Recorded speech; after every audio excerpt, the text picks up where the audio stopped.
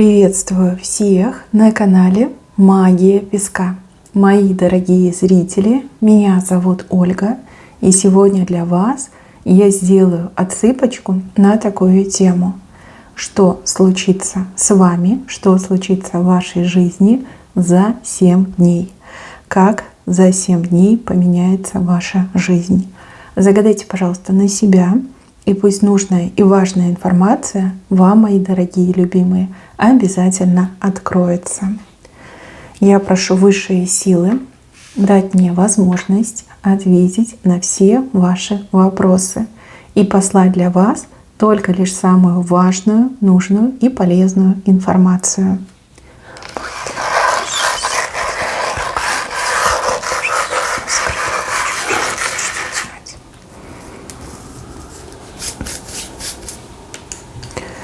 Вы на ком-то сверху кататься будете. Здесь какой-то человек вас буквально себе на спину садит и как лошадка возит. Очень интересная картинка, да, очень интересный фрагмент. Воспользуйтесь чьей-то помощью, либо воспользуйтесь чьим-то обещанием, словом, либо кого-то сможете нагнуть, чтобы вас покатал и для вас вот что-то сделал. Очень хорошее событие в плане того, что вам легко будет добиваться поставленных целей. Либо при помощи этого человека, который возит на себе, вы сможете очень многое успеть и очень многое сделать, переделать, получить. Человек, который возит вас на себе, совершенно, я так понимаю, не против, либо подчиняется и слушается, и человеку это приятно. Приятно, что может вам помогать. Как говорится, в помощь, да, в добрый путь. Удачно вам покататься и решить все проблемы, которые вот есть у вас в списке, да, неразрешенных ситуаций.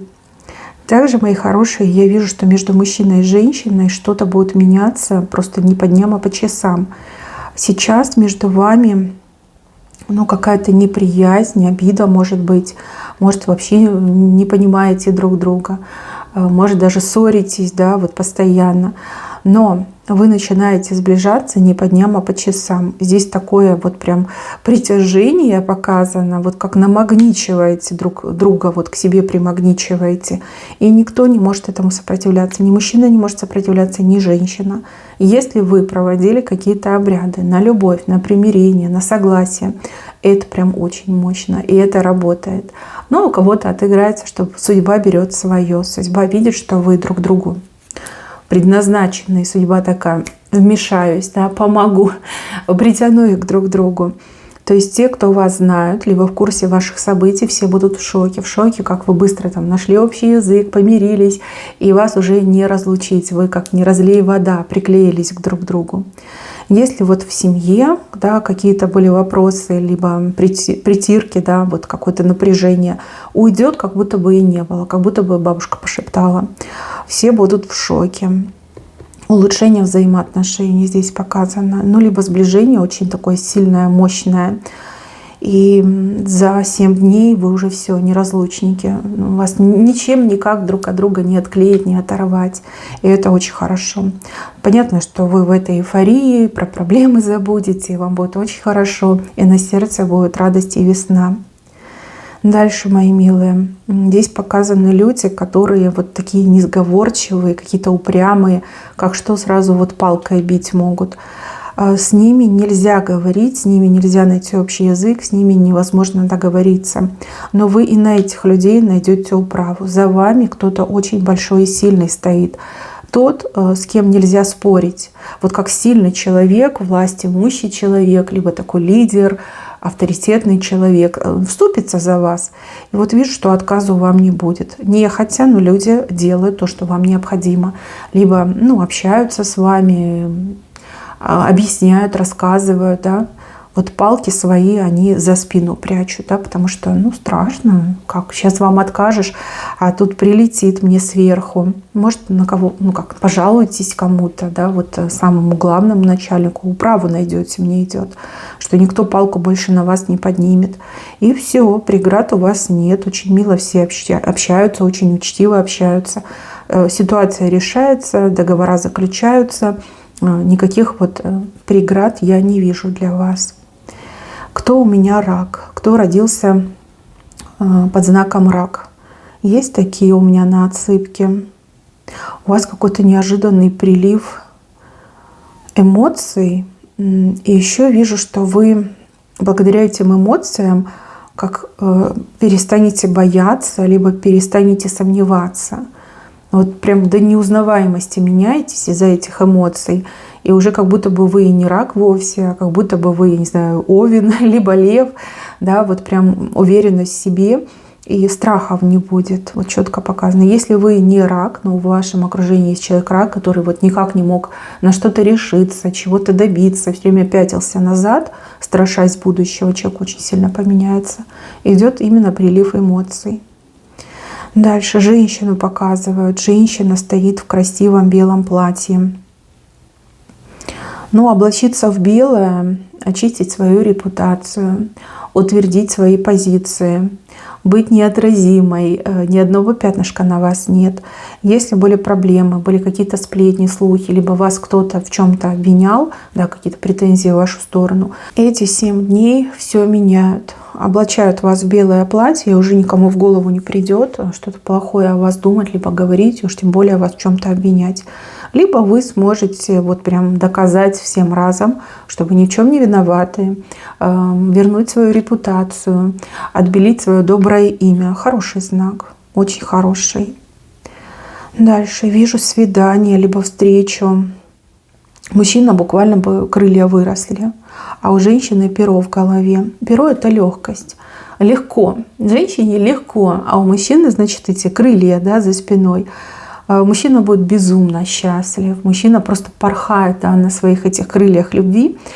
И у него лицо будет светиться. По внешнему виду этого мужчины, вот как он, да, сияет, вы поймете, насколько сильно он вас любит, насколько сильно вы ему нужны, и что вы есть источник и радость его жизни. Вот как-то легко вам будет с ним, легко. Может быть, у вас уже назначено свидание, и вы не знаете, чего ждать. Свидание будет просто фантастическим, волшебным. Все пройдет идеально. И на мужчине прям написано, да, на лбу у него написано, что я тебя люблю. Я тебя люблю, ты у меня одна единственная. Даже если вы, допустим, не назначали свидание, но вот так сложится, что вы встретитесь с кем-то, вот кого вы знали, в прошлом знали, то мужчина будет светиться и прям транслировать вам эту свою любовь. И вам легко будет с ним говорить, как-то вот вы раз туда-сюда договорились, договорились на новое свидание, либо вместе куда-то пойдете, будете общаться, и будет очень-очень приятно. Дальше улитка у вас уменьшается. Была большая улитка, теперь становится маленькая. Не нужно будет чего-то очень долго ждать. Может быть, вам сказали, что нужно ждать 2 недели, а кажется, что нужно подождать всего лишь 2 дня. Улитка уменьшается, становится все меньше и меньше. Скоро она вообще исчезнет, и событие случится. Может, вы расстроены, что вам нужно очень долго чего-то ждать, но все ускоряется, да? Улитка становится все меньше и меньше. Дальше 2 человека, держась друг за друга, как будто бы взбираются на какую-то высоту. Держитесь друг за друга, вы друг другу точка опоры, помощь, и взаимодействие у вас очень слаженно идет. Вдвоем преодолеете какие-то преграды, вдвоем вы взберетесь на вершину. Может быть, вы мужчина и женщина, может быть, вы 2 подруги, может быть, вы 2 друга. Вот вдвоем у вас получится. По одному не получится, потому что нужно, чтобы доверенный человек, да, кому вы доверяете, был рядом, чтобы мог вас и поддержать, и подстраховать, и замотивировать. Это тоже немаловажно. Вот вдвоем вы все-таки взберетесь. Конечно, будет тяжело. Конечно, будут определенные трудности, но вдвоем вы справитесь. Вы классная команда. И впереди у вас еще очень много достижений. Главное, чтобы вы не ссорились, не искали в друг друге каких-то недостатков, а доверяли и шли только лишь вперед. Еще, мои хорошие, с деньгами вопрос у кого-то решится. Причем решится очень и очень неплохо. Я так понимаю, что вам деньги нужны. Возможно, вы хотели у кого-то взять в долг, да, занять, например. Может быть, вы к кому-то обращались к работодателю и говорили: дайте мне авансом. ну, просто очень деньги нужны. Может, еще какой-то был разговор. Я вижу, что вам вроде как все скажут нет, либо уже все сказали нет. На самом деле 2-3 человека принесут вам деньги. То есть сейчас у вас 0 денег, а тут у вас сразу 2-3 суммы появятся. Больше, чем надо будет. Ну, хороший знак. Видите, все-таки люди к вам хорошо относятся, вас ценят, вас уважают. И даже сказав вам нет, все равно стараются найти. Но, скорее всего, вам нет сказали, потому что действительно не было. Люди, может, сами там занимали, перезанимали, либо откуда-то изымали эти средства для того, чтобы вам отдать. Ну вот 2-3 суммы вам принесут. Вы ахнете, скажете, ну надо же, какие вы хорошие у меня, какие замечательные люди меня окружают. И у кого-то еще может отыграться, что вы, ну прям не ждете денег, либо ждете каких-то небольших денег, а денег придет гораздо больше, либо из разных источников придут деньги. Вот, вы при деньгах. Я вижу, что вы при деньгах, и у вас прекрасное настроение. Так, еще какой-то квест, как вызов даже какой-то будет вам брошен. Кто-то попытается вас проверить на слабость, да, вот насколько ты слабый человек, профессиональный, умеющий. Вот как вызов вам кто-то бросит, а вы примете, скажете давай, а давай посмотрим, кто есть кто, да, кто из чего сделан. И вы знаете, вы этому человеку вот действительно нос утрете, вы так этого человека закопаете, да, не урыла, но закопала. А этот человек потом будет ходить на вас, коситься. Но с другой стороны, я вижу, что человек вас зауважает. Вот именно в этом человеке вы найдете преданного поклонника либо поклонницу. Да, человек сначала хотел проверить вас на слабо взять, не вышло, да, вы утерли нос. Человек думает, ох, какая она крутая, и становится вашим поклонником либо поклонницей, да, вот прям восхищается вами. В недоброжелателе найдете друга и верного последователя. Может быть, вам это и не надо, но именно так оно и произойдет. И еще вижу какой-то скользкий момент. Скользко, да, может быть, в прямом смысле слова где-то будет скользко. Не обязательно там на улице, лед, гололед, да, снег. Это может быть и в помещении, да, воду кто-то разлил, либо что-то там пролили, и покрытие стало скользким. Слушайте, ну берегите себя, и прям лучше по стеночке, лучше держать за там перила, например. Но не падайте, потому что будет очень и очень неприятно, если вы упадете. И даже какие-то планы могут из-за этого нарушиться. И вообще все по боку может пойти, то, что вы себе там напланировали.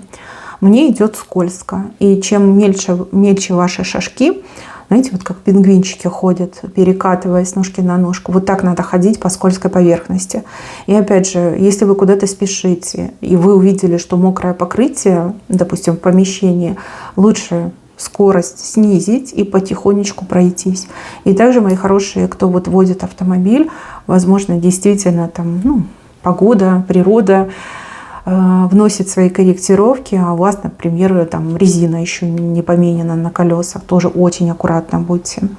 Потому что здесь такое событие с левой стороны очень неожиданное и может быть очень и очень неприятным. Но береженого Бог бережет, я вас предупредила, а вы уж там сами не забывайте про это. Мне идет скользко. Так, еще вкус. Тут либо вкус, либо запах. Что-то прям вас приманит, заманит, приманит, не знаю, вкусный кофе, запах кофе, может быть, запах парфюма, что вам очень-очень понравится. Я вижу, что от этого запаха у вас настроение меняется. Я вижу, что от этого запаха у вас какое-то, умиротворение, что ли, приходит. Прям будете ходить и нюхать парфюм, либо, наслаждаться кофейным запахом, да, может, в кофейню зайдете, там, кофе попьете. Но вот мне идет, что как умиротворение на вас не сходит. Хороший знак. Дальше. Какая-то покупка интересная. Ох, намучаетесь вы с этой покупкой. Сначала купите, будете очень довольны. А потом покрутите, посмотрите, присмотритесь, может, попробуете и скажете, что нет, не оно, не то. Сложно будет ее либо вернуть, либо сдать, либо Может, вы кому-то захотите ее перепродать, и там какие-то трудности могут возникнуть. Перед тем, как что-то покупать, 100 раз подумайте, зачем вам эта головная боль, зачем вам эти лишние дополнительные проблемы. Ведь если не купить, то и проблем не будет, да? Ну, либо покупайте уже конкретно по живым отзывам. Есть же очень много ресурсов, где люди делятся своими настоящими отзывами, с фотографиями, с такими огромными длинными постами, да, как человек там купил, вся история. Читайте, не ленитесь, читайте, и не будет вот таких головных болей. Так, на работе.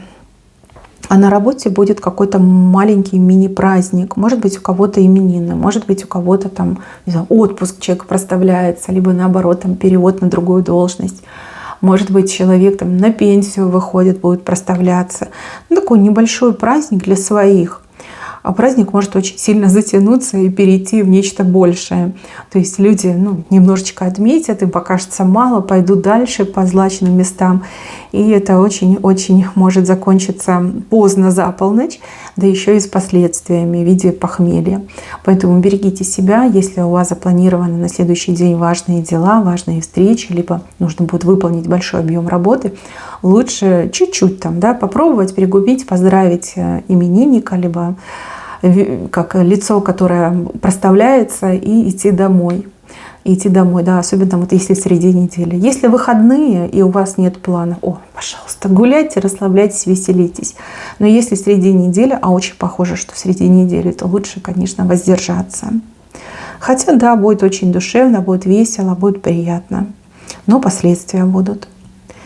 Дальше. Мужчина сидит на петухе, как будто бы на лошади. Мчится справа в середину. У мужчины очень горячая неделя или какое-то очень горячее прорывное событие может произойти. Потому что петухи просто так не появляются, а еще его использовать вместо лошади, это, я вам скажу, сильно, мощно. Куда-то мужчину могут дернуть, вызвать. Мужчине могут что-то такое предложить, что ему и не снилось, и не мечталось. Мужчине нужно быть готовым ко всему, ничего не бояться, и мобильным нужно быть, да, очень быстро передвигаться. Но петух — это хорошо, это прям позовут, это прям будут предлагать, отказываться нельзя. Потому что здесь, если откажетесь, ой, как пожалеете, потом уже назад ничего не вернешь, да, очень много желающих будет тоже на этом петухе покататься. Дальше, мои хорошие, здесь вот как круг, как кольцо, но это не кольцо, это больше на круг похоже. Может разорваться, либо кто-то попытается разорвать. Кстати, еще защита может быть так показана. Кто-то попытается пробить, разорвать вашу защиту, либо кто-то попытается войти в ваш круг. Например, круг, который объединяет вас и вашего друга, либо вашу подругу. Как вклиниться, да, разрывая третье лицо. То есть из-за третьего лица вы можете поссориться, вы можете выяснять отношения, вы можете лишиться своей защиты. Не впускайте лишних людей. Боритесь за то, чтобы ваш круг был цельным. Человек может даже, знаете, как быть энергетическим вампиром. Придет на уши, вам упадет и начнет там плакать, что вот как сложно жить, бедняжечки, да, какая жизнь тяжелая, сиротинушка, пожалеете, да, не спал, не ел, ничего в жизни хорошего не видел, и при этом тащить вашу энергетику. Либо вам могут грязь, гадость рассказать про вашу подругу, либо вашего друга, пытаясь вас рассорить и сделать каждого из вас слабым. Не верьте, не верьте. Если кто-то начинает конючить, истерить, предложите этому человеку, не знаю, хлебушка, либо предложите помощь. Скажите, не надо тут истерить. Если нужна помощь, давай конструктивно поговорим, и все, что могу, я сделаю. Рассказывать, ныть, скулить, истерить не надо. Это не то, что я хочу сейчас. Вот прям нужно за себя бороться. Ну и не подпускать к себе близко людей с такими вот коварными намерениями. Так, лошадка, букву А перепрыгивая, дрессированная. На работе что-то новое получится. Вот за что-то новое возьметесь, и у вас получится. А у кого-то действительно как новая работа, которая получается лучше, чем привычная. Интересно, дрессированная лошадка. А вы, походу, умеете все. Либо вы настолько быстро обучаетесь, что для вас вот новое, старое, неизвестное, это все как одинаково идет. Хороший на самом деле знак, но смотрите, чтобы как не сглазили вас, наверное, да, не хвастайтесь своими результатами, либо начальника попросите, чтобы никому не рассказывал, что вы так успешно завершили проект.